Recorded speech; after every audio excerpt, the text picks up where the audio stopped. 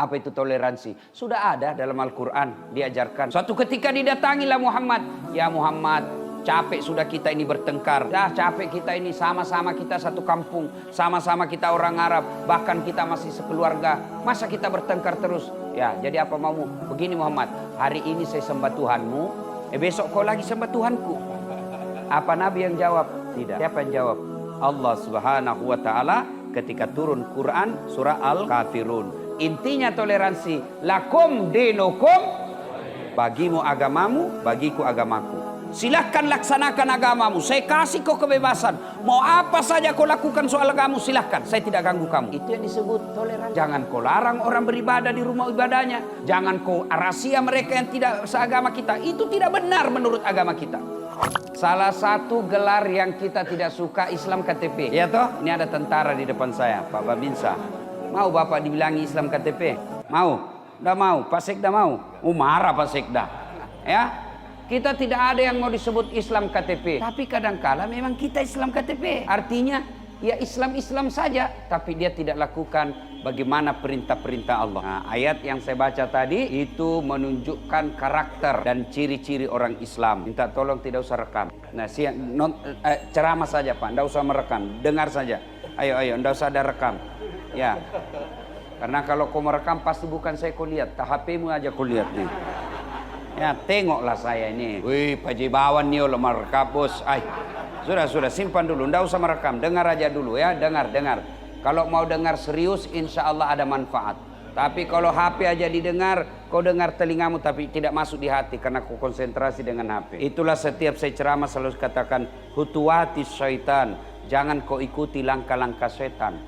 Kenapa Allah katakan langkah-langkah? Kenapa Allah tidak katakan langkah setan? Karena ada tahapnya itu setan menggoda.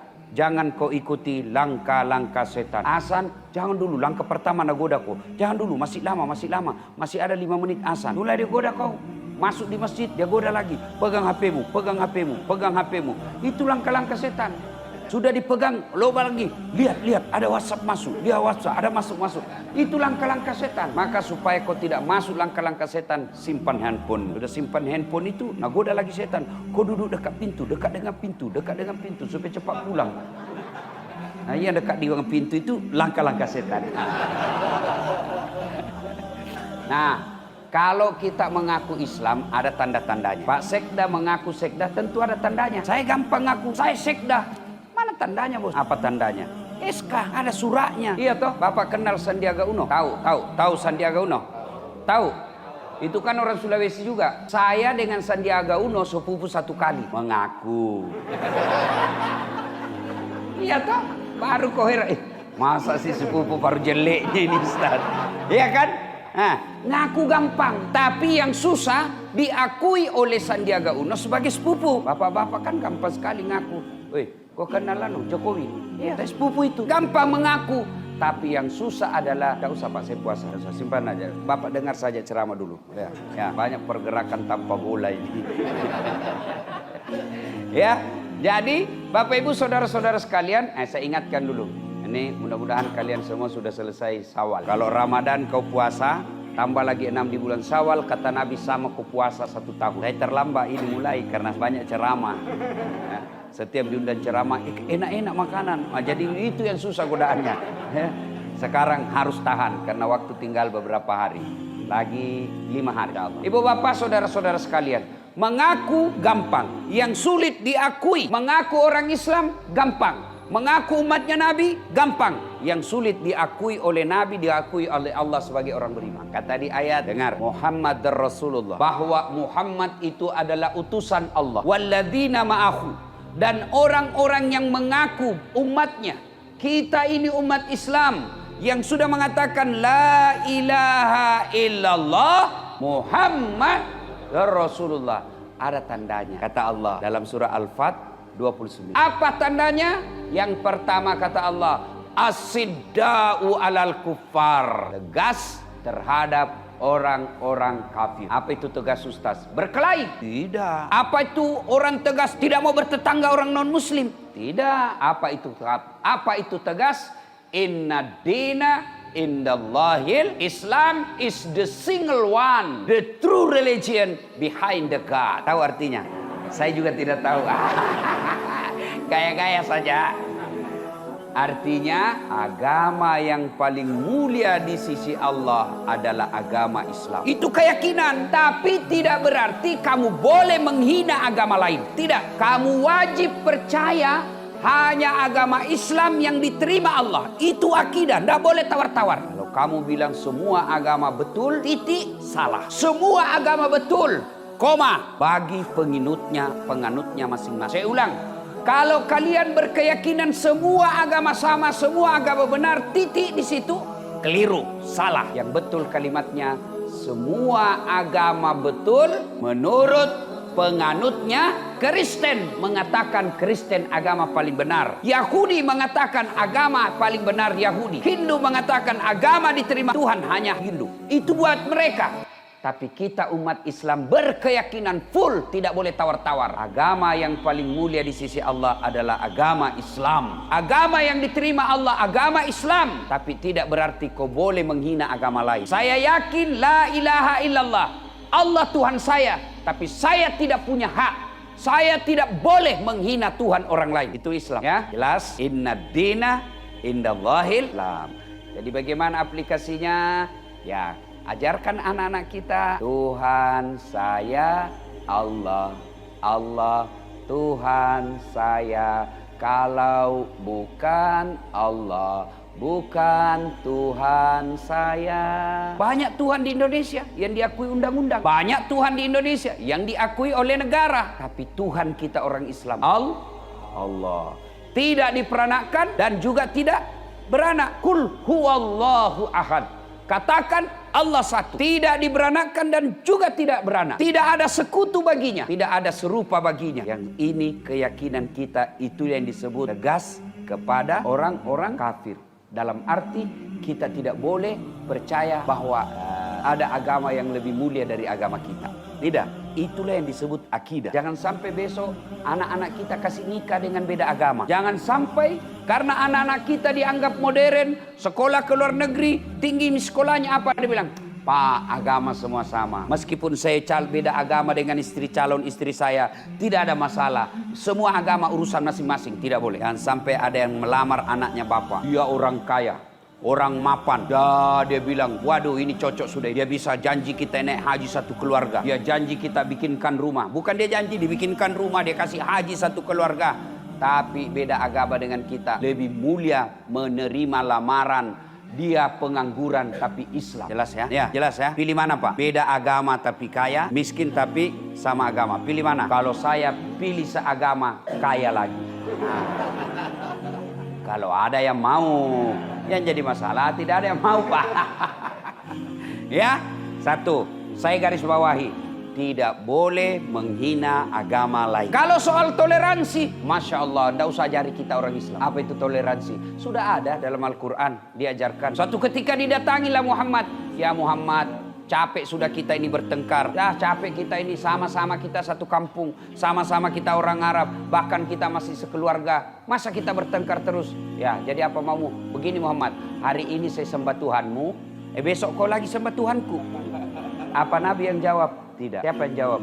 Allah Subhanahu wa Ta'ala ketika turun Quran surah Al-Kafirun. Intinya toleransi. Lakum dinukum, bagimu agamamu, bagiku agamaku. Silahkan laksanakan agamamu. Saya kasih kau kebebasan. Mau apa saja kau lakukan soal agamamu, silahkan. Saya tidak ganggu kamu. Itu yang disebut toleransi. Jangan kau larang orang beribadah di rumah ibadahnya. Jangan kau rahasia mereka yang tidak seagama kita. Itu tidak benar menurut agama kita. Toleransi. Berikan kebebasan orang. Dia mau akui Tuhan 10, dia mau akui Tuhan 100, dia mau akui tidak ada Tuhan. Urusannya dia. Jangan kau urusi Tuhan ya. Urusan kita dapur. Urusan kita rumah tangga kita. Jangan kau urusi rumah tangga orang lain. Ibaratnya sawah. Ya kau urus sawahmu sendiri. Kau mau cangkul yang penting sawahmu. Namanya kau punya sawah, silahkan kau cangkul. Mau cangkul dari depan boleh. Cangkul dari samping boleh. Cangkul sambil mundur boleh. Yang penting jangan cangkul sawahnya orang. Nah, itu ya istilahnya ya. Satu. As-sidda walal kuffar. Yang kedua, ruhama'u baina. Kasih sayang kepada sesama mereka.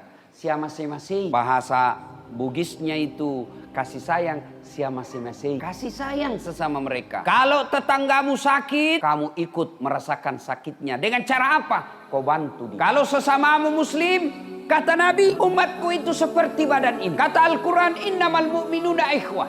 Sesungguhnya orang Islam itu semuanya bersaudara. Nabi katakan orang Islam itu seperti badan ini.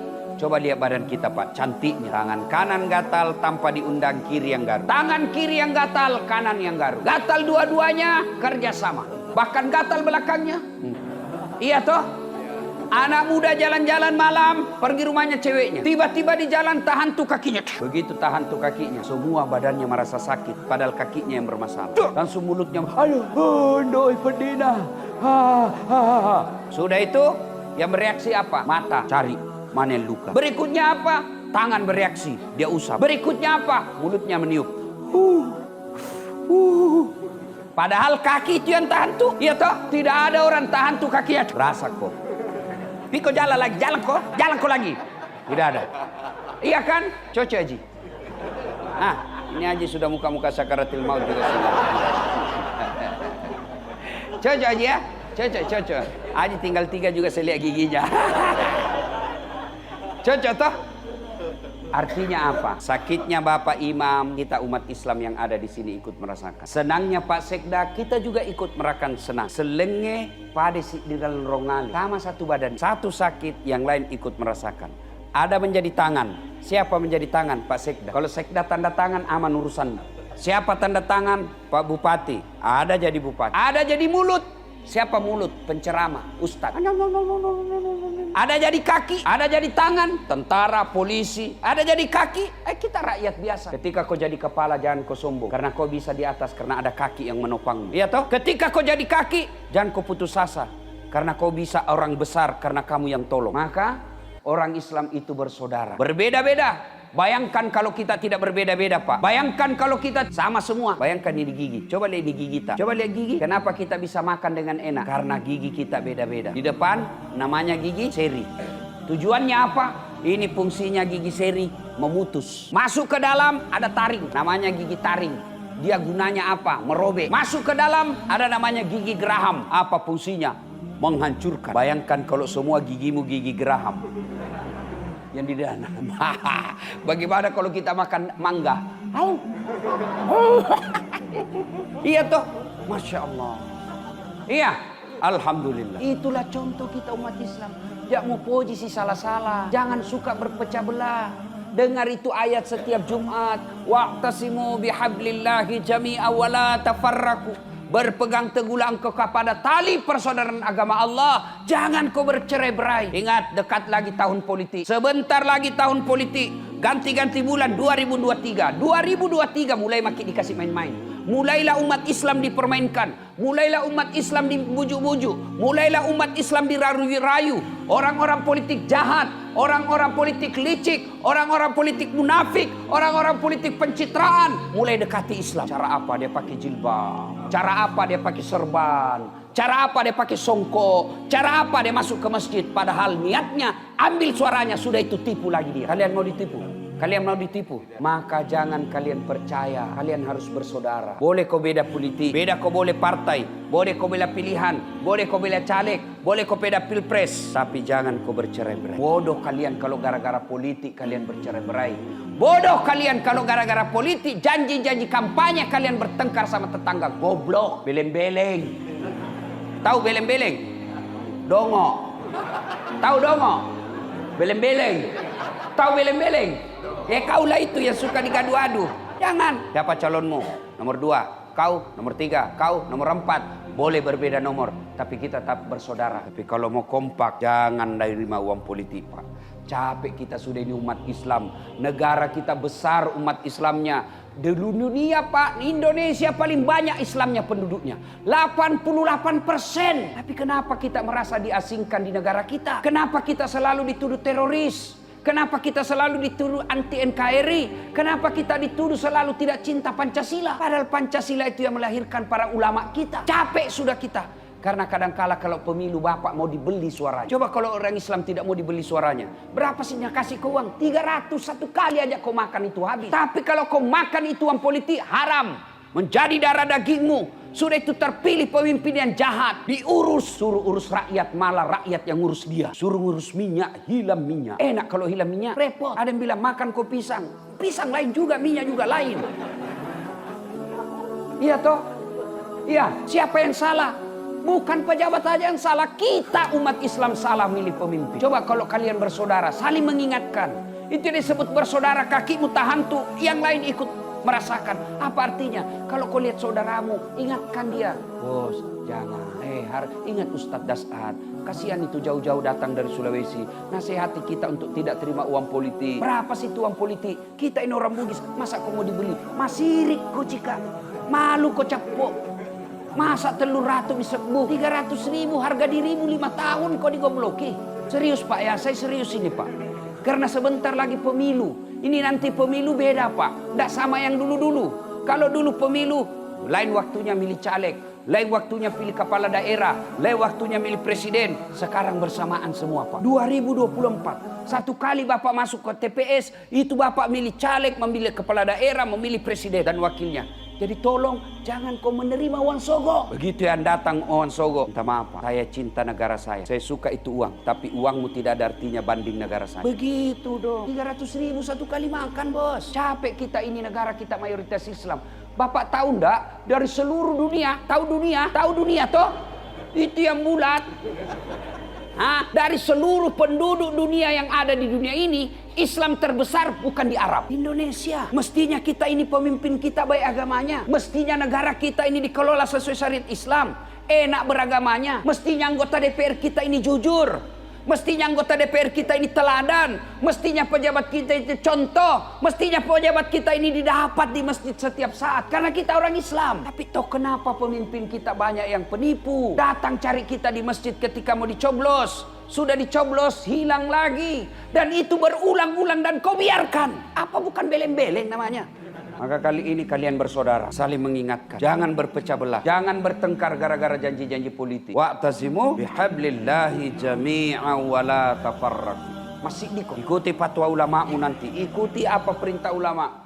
Insya Allah kalau kalian bersama ulama, kalaupun kalian salah, tidak akan bertanggung jawab di akhir. Ruhama'u bainahum. Kasih sayang kepada sesama mereka. Tetangga, begitu bersaudaranya kita.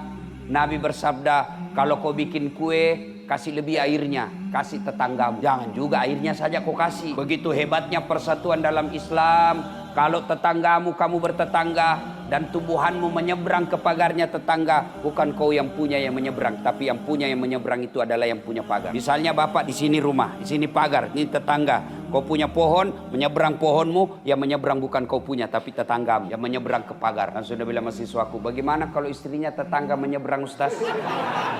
Bolehkah juga? Boleh lagi ceritanya itu. As-siddaul al-kuffar ruhama'u bainahum tarahum ruk'an sujada. Kamu lihat mereka ruku dan sujud, solat 5 waktu. Cerita kau mengaku Islam kalau kau tidak solat. Biar kau bangun masjid, tidak usah merekam bos, tidak usah merekam. Biar kau bangun masjid, kau puasa Senin Kamis, kau bilang dirimu, tapi kau tidak solat, tidak ada. Nabi sudah jelas mengatakan batas antara kekafiran dan keislamanmu adalah solat. Ketika kau tidak sholat, kau kafir di hadapan Allah. Sudah, kalau mau lihat orang baik, lihat sholat. Bapak-bapak mau milih pemimpin, lihat sholat. Ibu-ibu mau pilih menantu, lihat sholat. Kalau sholatnya baik, harapan sudah itu. Kalau dia tidak sholat, jangan percaya. Tuhannya aja dia tipu. Apa alasanmu tidak mau sholat? Apa? Percaya saudaraku, tidak mungkin lagi kita ini ada di sini 90 tahun. Jago sekali nih kalau 70 tahun. Bapak berapa umur Haji? 70. Itu sudah mukanya sudah bengkok-bengkok. Gigi sudah habis, baru 70 itu. Nggak yakin saya Pak ditambahi lagi 20. Enggak Pak. Ibu saya 85 tahun. Sudah kasihan setengah mati badannya. Kenapa? Sunnatullahnya kita generasi seperti saya sudah hidup tidak sehat. Kalau orang dulu saya masih dapat waktu saya kecil. Bapakku kerja sawah. Kalau kita haus kita cari yang agak bersih-bersih sedikit. Kita minum itu air sawah. Sekarang minum air sawah racun. Saya masih dapat. Kita pergi main tidak pakai sendal. Kenapa? Karena kaki kita kuat dan bersih jalan. Wah, coba kau sekarang. Saya dulu kecil, main hujan-hujan sampai biru bibir. Nggak sakit, Pak. Tahan kita punya fisik waktu kecil. Sekarang anak-anak baru lihat guntur, petir, sudah sakit.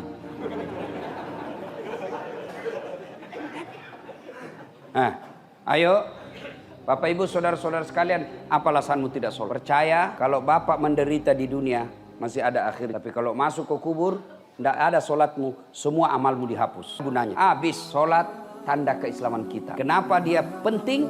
Karena sholat itulah salah satu ibadah yang tidak boleh ada perhatian lain kecuali menyembah kepada Allah. Artinya apa? Bapak puasa boleh sambil dagang. Boleh enggak puasa sambil dagang, Pak? Boleh? Boleh. Pergi haji boleh enggak sambil dagang? Boleh. Bapak puasa boleh nyanyi? Boleh. Lagi saya puasa lagi menyanyi. Untuk ayat tercinta, daku ingin bertemu walau hanya dalam mimpi.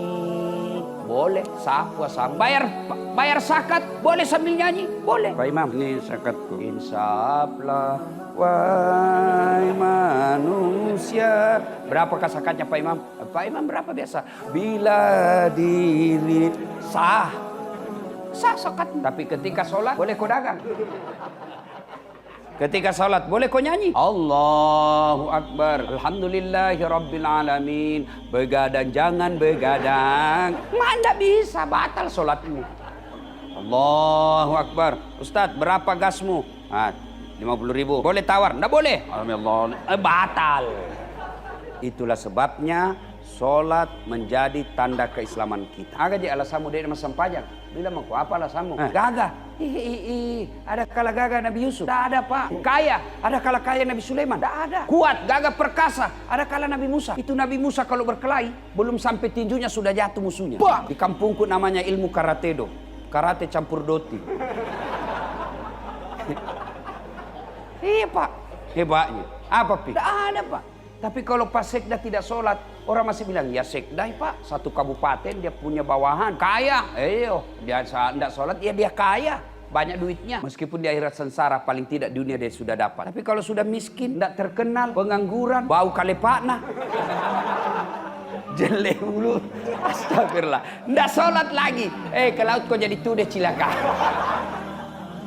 Ayo, maka tanda keislaman kita yang ketiga, mereka mendirikan sholat. Tarahum ruk'an sujada yabtaghuna fadlan minallahi wa ridwana.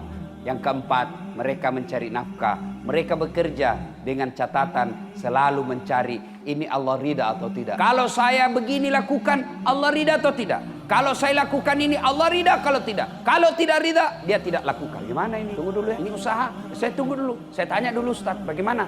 Oh, haram Pak. Oh, menurut Ustaz haram. Dia tidak lakukan. Silakan cari nafkah, silakan dagang, silakan jadi nelayan, tapi selalu berpikir ya ko ieu pugau na barakaki muka gapung Allah Taala. Ya ko ieu pugau na puji moga pung Allah Taala. Kode na puji pung Allah Taala pajai. Kalau Allah senang lanjutkan, kalau Allah tidak ridha berhenti. Kemarin saya selesai tiba di sini penginapan saya pantai. Saya lihat, langsung saya lihat anak-anak banyak di pantai. Saya bilang pasti dia cari kerang. Orang di kampungku bilang compa. Saya ingat waktu saya kecil, pergilah kita mah compa, kasar tangan kedinginan. Saya bilang, Pak, tanganmu yang kotor karena cari nafkah secara halal jauh lebih mulia daripada mereka yang bersih tangannya di kantor DPR dan bupati tapi dia mencuri uang rakyat ya, yang dihalalkan Allah. Adik-adik sekalian, hari ini kau minta-minta misalnya jadi tukang tambal ban. Hari ini kau cuma jual-jual bensin botolan. Tapi kau lakukan karena menolong orang tuamu. Halal kau lakukan, kau jauh lebih mulia daripada pejabat yang mentereng tapi dia pencuri uang rakyat. Ya, jangan menghalalkan segala cara. Bapak dagang boleh, Allah jelaskan wa ahallallahu bai'a wa harramar riba. Allah halalkan jual beli tapi Allah haramkan riba. Masih juga merekam ini orang. Saya sudah bilang jangan merekam. Kalau mau dengar rekamannya, Pak, ini ada saya bawa. Ini ada saya bawa. Kenapa ini saya terus terang? Kenapa saya larang Bapak rekam sendiri? Karena nanti ada keceplos mulut saya. Ada yang membuat pejabat tidak senang, ada yang membuat orang agama lain tidak senang, maka ribut lagi. Itu sebabnya bukan saya tidak mau kau rekam, bahayanya ada. Kalau saya rekam sendiri, saya edit, oh ini tidak cocok, buang. Baru lepas di YouTube, nonton kok di YouTube. Ya itu sebabnya. Karena kalau Bapak yang rekam sendiri, masih merekam juga. Aduh. Ya, itu sebabnya ya.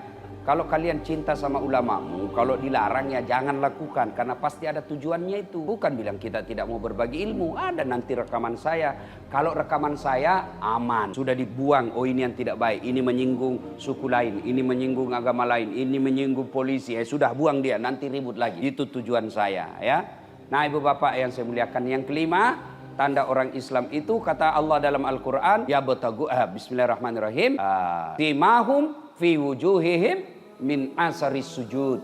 Di muka mereka ada bekas sujud. Apa bekas sujud? Hitam jidatnya. Soal hitam di jidat ini bukan itu jaminannya Pak. Mau hitam jidat gampang, biar Bapak tidak sholat. Gimana caranya? Kasih balsam, minyak gosok, sujud setiap kali sujud, gosok dia 5 menit di karpet, 2 hari hitam itu Pak. Tapi bukan itu yang dimaksud ayat ini. Ayat ini adalah mereka mengamalkan nilai-nilai sholat dalam kehidupan sehari-hari. Apa pertama? Bapak boleh tidak sholat tidak pakai baju? Ibu-ibu boleh tidak sholat tidak ada kain di badannya? Tidak mungkin. Harus menutup aurat. Aurat itu rasa malu. Artinya apa? Orang yang baik sholatnya tinggi rasa malunya. Malu dong jadi sekda tapi selalu menjadi masalah dari masyarakat. Malu dong jadi bupati kalau tidak mensejahterakan rakyat. Malu dong jadi anggota DPR kalau suka bohong. Malu dong jadi ustadz tapi tidak menjadi teladan. Malu dong jadi ustadz tapi lain di bibir, lain di hati, lain dilakukan. Itu disebut malu. Malu dong sudah haji tapi tidak pernah didatang berjamaah di masjid. Padahal waktu haji dia arba'in, 40 kali berturut-turut salat jamaah di Masjid Nabawi. Malu dong kalau sudah pulang tapi tidak pernah hadir berjamaah. Malu dong kalau kita umat Islam, muslimah, perempuan Islam tapi bajunya pakai jilbab sempit-sempit. Itu yang disebut mengamalkan nilai-nilai sholat dalam menutup aurat. Bapak kalau tahu kiblat tidak menghadap kiblat dalam sholat, sah tidak sholatnya? Sah tidak sholatnya? Tidak. Artinya apa? Arah, fokus. Artinya apa? Orang Islam kalau dia bekerja, dia fokus pada pekerjaan dia lakukan. Itu yang disebut konsentrasi penuh dalam bekerja. Maknanya juga apa? Orang Islam itu bersatu. Arahnya jelas, arah kiblat. Dia bersatu dalam satu tujuan. Jangan berpecah belah. Nah dan lain-lain sebagainya. Orang yang paling penting dalam sholat itu, inna sholata tanha anil fahsya'i wal munkar. Solat itu mencegah kalian dari perbuatan keji dan mungkar. Yang artinya orang yang baik solatnya, tanda-tanda solatnya diterima oleh Allah, akhlaknya baik, tidak melakukan maksiat, tutur katanya baik, perbuatannya tidak merugikan orang lain. Itu menandakan bahwa solat Anda manfaat dalam hidup Anda. Kalau ada solat tapi masih sering melakukan maksiat, tanda-tanda itu. Tanda-tanda apa? Bukan solatnya yang salah, tapi tata cara pelaksanaan solatmu yang keliru. Solat sambil hitung uang. Allahu Akbar. Tadi uangku 200. Beli bensin 50.000. Beli pulsa 50.000. Mana ini 100.000 sama Allah. Nah cari itu di kantona. Napa resa kantona Pak? Allah. Itu bagaimana solatmu mau kalau kau solat? Nggak ada orang solat kayak nggak makan 3 hari. Ada juga yang terlalu semangat. Allah. Ya, nah Bapak Ibu Saudara-saudara sekalian, inilah 5 dari identitas umat Islam yang Allah tuangkan dalam surah Al-Fat ayat 29. Kalau kita pikir, oh saya ini kena, saya masih kurang 2, saya masih kurang 3, oh saya kurang semuanya. Wala ta'asu min rauhillah. Jakmu petur renu, jangan kau putus asa kata Allah. Segera lengkapi sebelum ajal menjemput. Kalau masih sholat, segera lengkapi, jangan tunda-tunda. Ayo sholat. Kalau selama ini masih kita cari nafkah menghalalkan segala cara sebelum ajal menjemput, berhenti, lakukanlah dengan cara-cara yang diridai oleh Allah Subhanahu wa taala. Demikian, semoga ada manfaat. Lebih dan kurangnya mohon dimaafkan. Sebelum kita akhiri, mari kita kirimkan suratul Fatihah. Kepada Rasulullah Muhammad sallallahu alaihi wasallam, khasiat dan keutamanya kita ikhlaskan untuk almarhum bapak saya. Ila hadratin Nabi Mustafa Muhammad sallallahu alaihi wasallam, summa hususil ruhil almarhum Abdul Latif bin Syapo. Al-Fatihah.